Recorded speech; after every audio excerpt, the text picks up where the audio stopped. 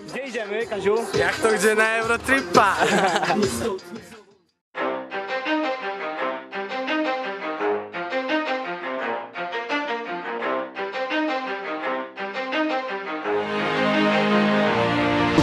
Po szyję sparaliżowany, żyję, piję whisky z lodem, samochodem w miasto ciasno, z tyłu nie prowadzę po pijaku. Kurwa!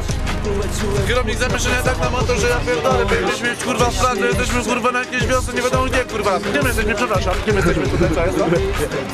Ty masz trochę się.